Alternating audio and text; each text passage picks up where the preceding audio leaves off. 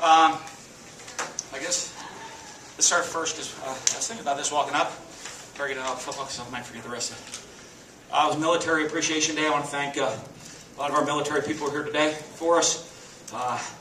Our prayers with everybody that's overseas lets us go live our dream. I get to go live my dream of coaching football here every day in the greatest country in the world, and there's a lot of people that sacrifice to afford a lot of us the opportunity to go live our dream. So I thank all our military here overseas, all the sacrifices they make for their family to let all of us live the life that we live. And our prayers with you all everywhere in the country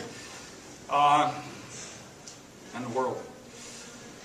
This game, I'll tell you what, I'm so proud of our kids. Faced a lot of adversity this year. Got a young team. They didn't flinch.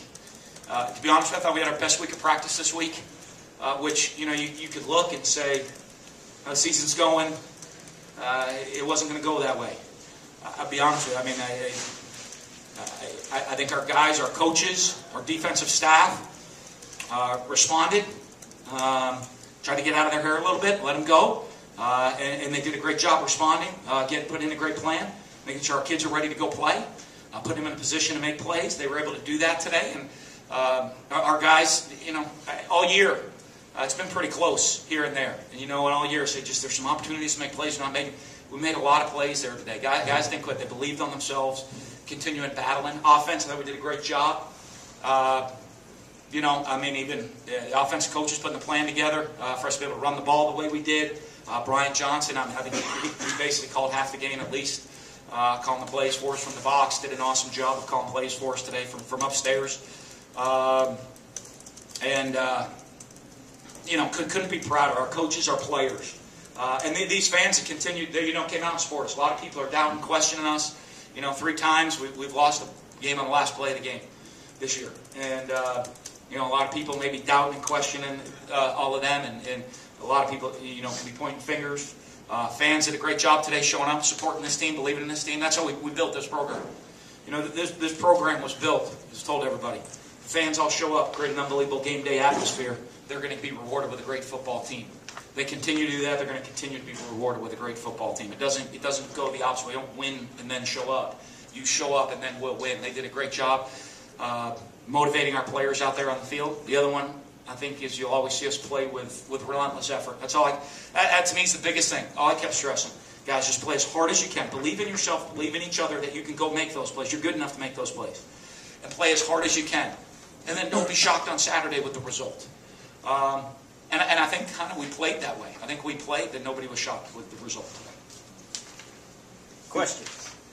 What did you see in the scouting that made you feel that you could run the ball successfully against them, particularly with the matchups? Well, I was worried a little bit, But I think part of us was we coming into the game, we knew, number one, we had to be able to run the football. They have such skill and pass rush ability off the edge, some great corners outside. We didn't want this to be a pass game shootout. And we ran it. I think, like I said, even from the box, the coaches, John Hevesy and Greg Knox had those guys ready to go play up front, ready to go play physical. Eris running the ball physical. All our backs running the ball hard, running the ball physical between the tackles. Getting ready because that was going to be a huge part of it. And then, like I said, Brian upstairs, I thought, did a great job keeping the rhythm going, we got great communication. Guys have been together for a while, keeping me in check of what we're doing and what's working and stay on this path. It was quite the celebration lap. Where does this win rank for you and your tenure here? It was a great win for us. I don't know. For me, I'll be honest, it's a great win. I'm going to enjoy it tonight now. A big old celebration at the Mullen household tonight. But it means a lot for me for these kids. As I've said, I've been through it for our kids, some of the heartache. You go in after the third time in the season into a locker room of kids that really try to give you what they have, and to lose on it and have it taken away on the final play of the game. You're almost out of things to say. But for them to continue to work, to continue to believe, to continue to fight, I couldn't be prouder of the kids, our players. And they're not kids; they're men of what they were able to do. How they, if they were kids, they grew up to be men, and how they've been able to handle the adversity this year. Coach, Jenkins and Rankin there on the left side together late. Seemed like they had pretty good continuity there. What were you seeing there? Well, I mean, the issue you got guys banged up. You got Daryl's banged up. Michael Story's banged up. Deion Calhoun's banged up, and Elton's banged up. So you're kind of, honestly, you're just trying to get to the end of the game. You're trying to put some pieces in and saying, okay, this guy, if he can play this much, until he kind of wears down a little bit and gets sore. We try to rest guys to get them back, and so I think the plan was just play Deion Calhoun until and he was still sore and banged up. When he started hurting a little bit, we got him out and went to Elton inside a guard for the first time this year, and Elton's still banged up, and you're almost on a play count for these guys. You talked earlier about getting the guys to feel relaxed and confident. How important in that regard was getting the stop and then Nick first play breaks a 7-4? That doesn't hurt. Like I said, I mean, there's plays there to be made. But I think, I do think for our guys, in what's gone on this year sometimes, sometimes what could happen? I think today might have gotten these young guys, some of them, over the hump of, there is no uh-oh. Just go play as hard as you can the next play, and when you do that, great things will happen for you. Dan, at the end of the third quarter, the defense was waving up and down, four fingers in the air. It seemed like they had that confidence, kind of like you mentioned. What changed the confidence of the team overall entering that fourth quarter? Maybe weeks past where it was like you said, looking around, someone else make a play. I just think we were making plays. I think, I think guys, there's like I said, there's a lot of young guys out there playing for us. And during early in the game, we started making plays. We tackled well. And I think when that happens, everybody starts to realize we can do this. I've known they could do it all along. Some things that have happened to us maybe this year. Whether it's a ball being tipped this way or something happening, or just some uncrazy bounces and other things that happened during the year. That sometimes they could doubt. And I told them, you just trust, believe in yourself, believe in each other, and expect to go make those plays. And they did. I think, I got with Peter, watched, or even our Thursday practice, I thought was hands down the best Thursday practice we had. I go through trying to look for errors, mistakes, and things. And I probably have more good plays I was complimenting everybody on than bad plays, which that doesn't usually, usually there's not even a good play, but I guess I was trying to be, Mr. Positive this week. So for the guys, and I think it worked out. They played with that confidence. You guys dominated in the first half, and then Christian Kirk had the long punt return. Yeah. What was your message to the team after that momentum for them? Well, we were getting the ball to start the second half. They're number 4 team in America. We knew they were a big-time football team with a lot of great players. And you know what? We made a lot of plays in that first half. We got to have to make a lot more in the second half if we want to win this game. And, we didn't show up to play 30 minutes football. We came here, we had to play 60 minutes, play hard against it. As you can see, again, him, Christian, they have guys on their team that anytime they touch the ball can score. And I think, talking to Peter and putting that plan together was to try to make them earn their scores. And I think all day defensively, we for the most part, we made them try to earn their scores. Aries Williams seemed to get better as the game went on. What did you see from him as that game kind of progressed? Well, like I said, he's growing up. He's a guy that you're seeing understand the offense more. I'm seeing him make better reads in the run game, understanding the pass game and the protections. I think a lot of times people, especially some younger players, are going to sit there and think, just give me the ball and watch what I can do. And, they got guys on the other side that if you want to go freelance and do your own thing, they're just going to tackle you for no gain. You got to understand how to read, the blocking schemes, what we're trying to do. You better know protection, and you got to be able to catch the ball coming out of the backfield. I've seen Aris continually improve on that. And we're trying to be physical, run the ball physically against them because, again, with the edge players they have. you didn't want to get in that passing game, and he was really running that ball hard today. How much was a boost was it to get some of those injured guys back on the field today? And you have an update on Logan? We're going to see on Logan. He tweaked his knee. They weren't sure. Maybe they said maybe get back in. We'd feel good about putting him in the hole. Then I think they decided no. They weren't sure because it was his kicking leg that he's going to get back in. So we'll get an update on him moving forward. What was the rest of it? Oh, getting the injured guys back. I mean, it's always huge, because you're looking at getting a Brandon Holloway back. There's, he didn't put up big numbers, but he had a couple nice runs for us, and and he is a weapon. You got to pay attention to him because he's a guy that can hit the big play. Getting Kevon back on the back end is huge. If one thing to take the rep count down, we've had to play, like I said, our safeties last week had to play like both of them. Mark and Brandon played almost 100 snaps in the game. And you wonder how. That's hard, and you're asking guys to keep doing that. So it got us a little bit more depth, gives us confidence, and a guy like Kevon that's a veteran player helping making calls on the back end and having everybody a little more confident. Having AJ back, I don't know if he put up big numbers today, but just having him out there makes a little bit of a difference on the field. So with how he's fit and how they have to block him and account for him. So. I thought Richie, just off the hoof, I think Richie Brown played his best game of the year. I don't know, maybe I'm wrong. We'll watch the film, but that gut feeling, he was around the ball, making plays and making tackles. It was just a great day. You mentioned Brian's involvement in play calling and stuff. Was that something different today? Did he have more involvement than usual? And what led? Yeah, I just think he's, I was going to get him, at one point I was about to just tell him, you just call the game. Basically, I was thinking about it 2 weeks ago, just let him, because, with some young players, I'll just manage the sidelines more, let him call more plays, and I'll put input instead of vice versa.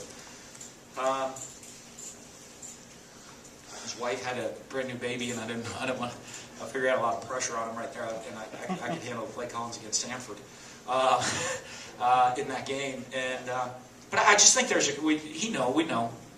He's with the quarterbacks. He's with the quarterbacks all the time. He calls a lot of plays anyway, and a lot of times we're on the same page. And you can see he was making some good calls. He called the long touchdown pass to Fred and called some other plays. And when a guy's kind of gets, as a coach, and I know this as a play caller, you get into a rhythm. Even Peter today, what do you think they're going to, asking me for some input at times. What about this situation, that? I'm like, hey, you're calling a good game. Just, trust, don't veer off the path. You trust in what you're doing. And I think Brian was doing the same, so just kind of let him go with the rhythm he was calling the plays in.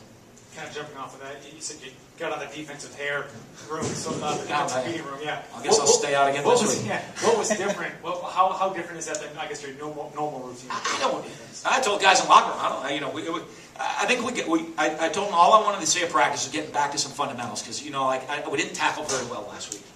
I want to see us in individual tackling. I want to see us pursuit drill, running the ball. I want to see us getting back to some real base fundamental things on the defensive side of the ball practice, and I think the coaches did a good job getting back to that on the defensive side of the ball. I told some of our guys, I saw, B-backs here, Preston Smith's here, Tevez. I don't know, DBs told me Tevez, there's some young players looking for leadership, and Tevez got moved and showed back up on the sidelines today. And, some of those guys, I think there's a standard of what we expect defensively around here. And I think maybe even some of those guys just standing on the sidelines, and you look over and you see some of those guys that have set that standard in that bar. You better go live up to that bar. And, so it's just great. One thing I love is there has been that standard set in this program. Mark Millicar and Derek Sherrod came out and talked to the team on Tuesday after practice. Preston Smith was out of practice on Thursday. Guys, former players, that have put so much to help build this program to where it is. Just making sure those guys know there's two things. One, they have 100% support of those former players. They believe in everything in this program. Okay? And two, there's a standard that they expect that those players live up to. No matter if you play one play or 80 plays, whether you're on the punt team or you're a first-team All-American, whether you're a first-round draft pick or a free agent or you never get an opportunity to go to the NFL. There's a standard of effort in which we play in this program. And I saw our guys, I thought, played with that effort today. You talked a lot this year about making sure the guys enjoy winning and putting a smile on their face. I'm guessing that wasn't a problem after today's game. I got a big smile on my face today. What was their mood like? Just In the locker room? Oh, that's like a wild scene. It was pretty wild. Now, that was wild last week. I think young guys learned last week. I would say last week's game, and today mocked it, was up there. I mean, crazy one. It was up there as one of the top 5 locker rooms. I mean, believe it or not, after last week's game, and we made sure of it. It was one of the wildest locker room things. I don't quite know that it was the Florida one from however many years ago. That was pretty wild because I think that first time everybody in the program actually really believed it. But I tell you what, I mean, it was wild. It was even crazier in there today. I mean, they're young guys that are getting it. That, you know what? It's really hard to win football games. It's really hard to win football games. But you know what? To give yourself that opportunity, you better play as hard as you can. You got to prepare the right way. You got to be all in every single snap of that game for 4 quarters. You got to be all in every second of your preparation during the week, and you got to strain with unbelievable effort the entire game. And if you do that, you really need to enjoy the rewards and that feeling of winning a game. I think Weston Graves has missed 4 of his last 5 field goals. What have you kind of seen from him, and do you anticipate a change moving forward? You know what's really tough? I haven't missed much in practice. I mean, he hits it right through in practice. His misses aren't bad misses, you know what I mean? It's not like the ball's, he's hitting when he hits the ball, it's just, you know, it's like a sidewinder or a curved ball or a knuckleball coming out to the side. He hits the ball well. I mean, I haven't been close. PATs have been, you know, I mean, even that kick, I mean, great looking kick. So I was thinking about making a change. There, I got the other guy ready, just, you know, because it's not a physical issue. It's a little bit mental. So even before he hit that last extra point, I just said, hey, we're going to stick with you. Go in there. I'll let him tell you the rest of what I told him if he misses it, what I was going to do to him. Or I was thinking about doing it before he went on the field, maybe to wake him up. Right? It'd be like a kick to an interesting location on his body. And not in the rear end.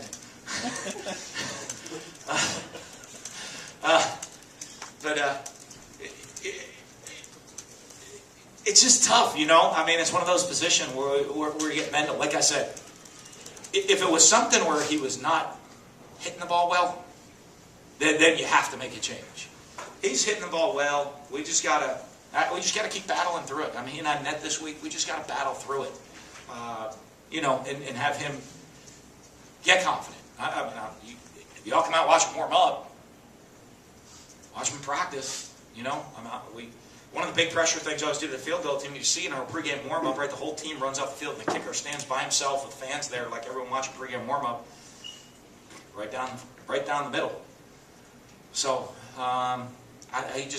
you gotta battle through it, because I think he knows it. It's the same deal. Everyone, all the guys on the sideline see the same thing. You know, it's kind of like a head scratcher that they believe in him because they watch what he does every day. So. And you talk about the players trying to stay positive. How do you stay positive this year, just based on the way things are going? It's been a challenge for me because, you know, I'll be honest with you. I know there's probably 100,000 Mississippi State fans out there that completely disagree with this statement, but there's nobody that holds himself more accountable to this program than me. There's nobody that wants to win more than me. Nobody wants to put the work in and the effort more than me that's out there. And, you know, and want to see a program. I love being the head coach here. You know what? I love what we've been able to build. I love our players here. I love everything about the school. Living here in Starkville and the community and the crowds and the people and the guys that coached and the former players. And nobody wants to see us win more than me. And, you know, so as frustrated as probably people get, trust me, I'm more frustrated. I'm trying to find a way to keep winning football games. And, I've had to check myself and remind myself. We've got some young players. It is challenging. You can get frustrated. You can do all different things, but just every day, just stay and think, okay, don't worry about the last game. Don't worry about the last play. Can't think about the night. How can we find a way to get our kids to play better?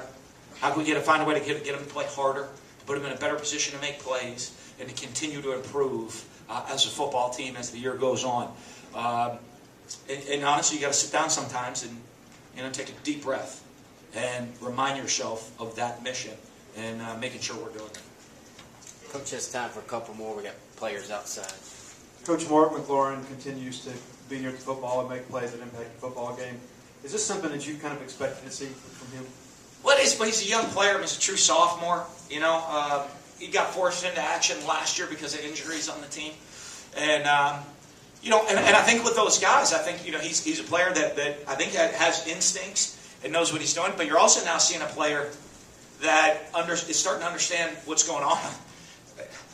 It probably doesn't sound right, but what's going on the field, not just with what he's doing, but okay, hey, here's the formation. I know this guy's on the ball, this guy's off the ball. They're in this situation. These are the 4 plays they run. I read the route. I'm getting myself in a position to go make the play. That comes with some experience, and the more you play, the more reps you get, the more comfortable you're going to be making plays. And again, you're starting to see guys make more and more plays during the course of the game, especially the younger players. Last question. Back-to-back big performances by Nick Fitzgerald. What do you think that does for his confidence going forward? Does pretty good, I think. He's making mistakes. We threw 2 interceptions in the end zone, which had three times in the red zone, came away with no points. But I wish just in life, what a heck of a deal it'd be. I don't care if you're a parent, a coach, a teacher, that you can explain something. Hey, if someone makes how to prevent people from making mistakes sometimes. Hey, you can just say it, and they're not going to make that mistake. The best way to learn from your mistakes is to physically make a mistake in any part of your life and then go correct it. And I think one of the things he's really starting to get on is when he's making a mistake, instead of getting frustrated, instead of getting bothered, instead of getting annoyed, I understand the mistake that I made. I'm going to look for that and try not to make that mistake again. And there's so much to play in the quarterback position. There's so much to it that I'm seeing him getting more comfortable. And even when he makes a mistake, I think he'll come off and he'll tell you, I got you. The best thing you have as a coach is someone that tells you, they're telling you what mistakes they made on the field instead of the other way around, because they're getting it, they're seeing it, and they're understanding what we're trying to do. Thank you.